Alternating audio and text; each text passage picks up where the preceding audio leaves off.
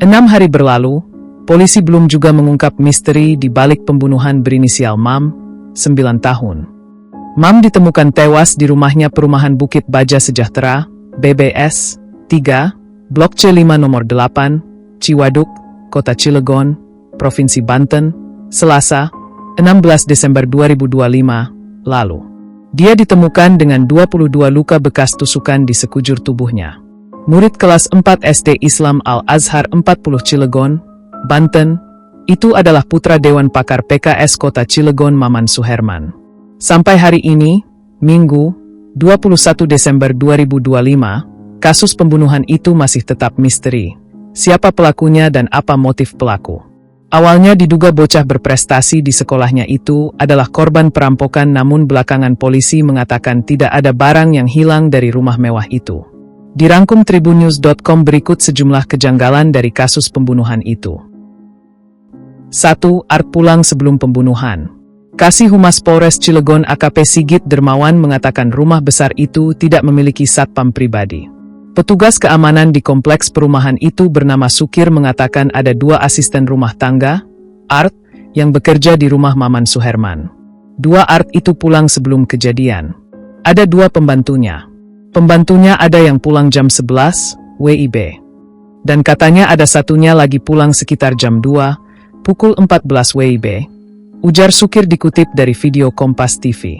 Awal mula terungkapnya kasus pembunuhan ini saat sekitar pukul 14.20 WIB. Ayah korban yakni Maman Suherman menerima telepon dari anak keduanya bernama D.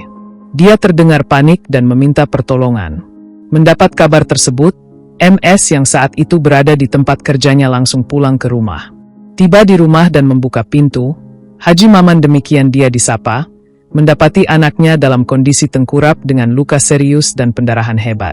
Saat kejadian hanya 2 orang di rumah itu, yakni korban adiknya dan kakaknya, kata Kapolres Cilegon, AKBP Marwa Raja Silitonga. Ibu dan ayahnya saat itu berada di luar rumah karena sama-sama bekerja. 2. CCTV di rumah mati.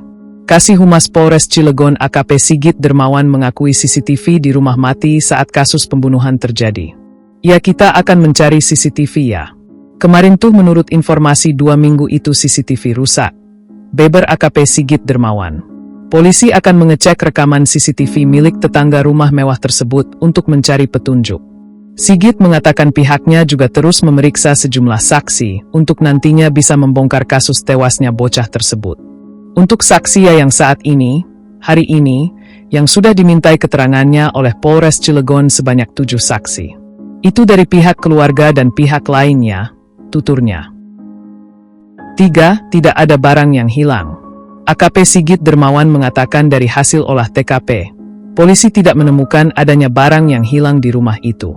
Sigit mengatakan pihak kepolisian belum bisa menyimpulkan peristiwa yang merenggut nyawa korban akibat perampokan atau bukan.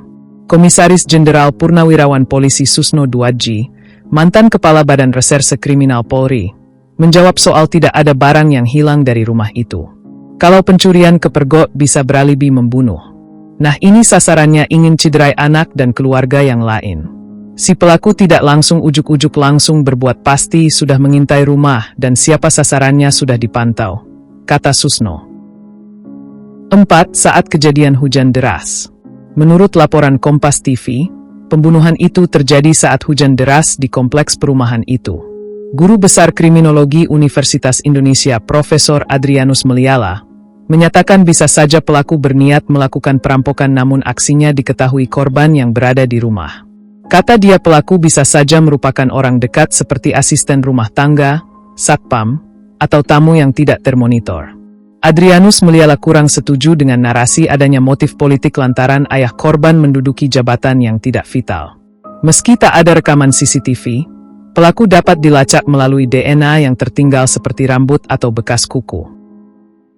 5. 4 orang dipecat Maman Suherman. Staf ahli Kapolri Hermawan Sulistyo mengatakan polisi harus memeriksa semua orang yang berhubungan dengan keluarga korban. Kejahatan tidak boleh ada orang yang dikecualikan dari sangkaan. Jadi kalau dugaan pembunuhan dari keluarga, dari 4 orang yang dipecat oleh bapaknya almarhum, semua tidak boleh ada yang dikecualikan dari dugaan sebagai pelaku, kata Hermawan Sulistyo dikutip dari tribunnews.com. Pakar psikologi forensik Reza Indragiri Amriel menduga korban bukan target utama pelaku.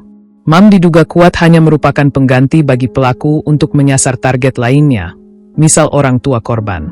Serangan itu, lanjut Reza, dilakukan sebab pelaku merasa tak mungkin menargetkan orang tua korban secara frontal.